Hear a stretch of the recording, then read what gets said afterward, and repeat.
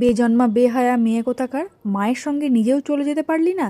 তাহলে তো আমার জ্বালাটা একদম চুকে যেত। চুলের মুঠিটা ধরে টানতে টানতে ঘরের বাইরে নিয়ে এসে ফেললো আমার সৎমা আমাকে। দারিদ্র সীমার নিচে বসবাস করি আমরা। আমার বাবা একজন দিনমজুর। লোকের খেতে কাজ করে যে কটা পয়সা ইনকাম করে, সে কটা পয়সা সংসারের জন্য না দিয়ে তাও নিজে যা খুশি তাই খেয়ে উড়িয়ে দেয়। গ্রামের শেষ প্রান্তে একটা ঝুপড়ির মতো ঘর আছে আমাদের। সেইখানেই আমি, আমার বাবা, তার সঙ্গে সৎমা এবং আমার বৃদ্ধ ঠাকুমা একসাথে থাকি। জন্মের সময় থেকেই আমি ছিলাম অসম্ভব সুন্দরী এবং গায়ের রং ছিল ধবধবে ফর্সা।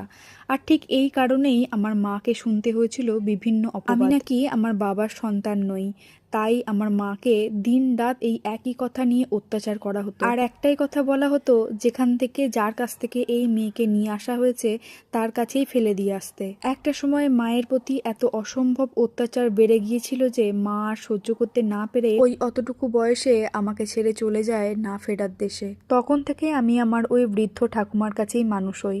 বাবা আবার বিয়ে করে, কিন্তু সৎ মা আমাকে দু চোখে দেখতে পারে না। আমার বাবা আর সৎ মা সকাল হলেই পান্তা ভাত খেয়ে কাজে বেরিয়ে যায়, আর আমি ঘরের সমস্ত কাজ করে সকালে রান্না বান্না করে স্কুলে যাই।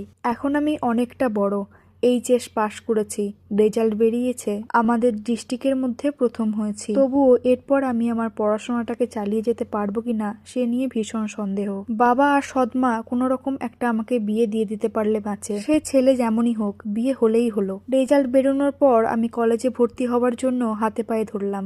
আমার বাবা মা কেউ রাজি নয়, তারা একটাই কথা বলছে, এত পড়াশোনার খরচ পাবো কোথায়। এখানে বলে রাখি, আমি কিন্তু স্কলারশিপের অনেকটা টাকাও পাই, তবে স্কলারশিপের যে টাকাটাই পাই সে টাকাটাই আমার সৎমা আমার অ্যাকাউন্ট থেকে জোর করে তুলে নিয়ে আসতে বাধ্য করে। এতে আমি যদি অমত করি তাহলে আমার কপালে জুটবে মার, লাথি, ঝ্যাঁটা সবকিছু। যাই হোক, আমার এই পরিস্থিতির কথা আমার স্কুলের স্যারেরা কিন্তু জানতেন, তবে ওনারা আমাকে ভীষণভাবে হেল্পও করতেন। তবে বাড়িতে পড়াশোনা করানোর জন্য যদি একদমই রাজি না হয় তাহলে আর স্কুলের মাস্টাররা কি করতে পারেন। সেদিন সকালবেলা আমার মায়ের হাতে পায়ে ধরেছিলাম, চুলের মুঠিটা ধরে আমাকে টানতে টানতে ঘর থেকে বাইরে বার করে দিয়ে বলেছিল, জন্মা মেয়ে কোথাকার, মায়ের সঙ্গে নিজেও চলে যেতে পারতিস তো, তাহলে আমার জ্বালাটা একদম চুকে যেত। ঠিক সেই মুহূর্তেই আমাদের স্কুল থেকে আসে স্কুলের একটা মাস্টার।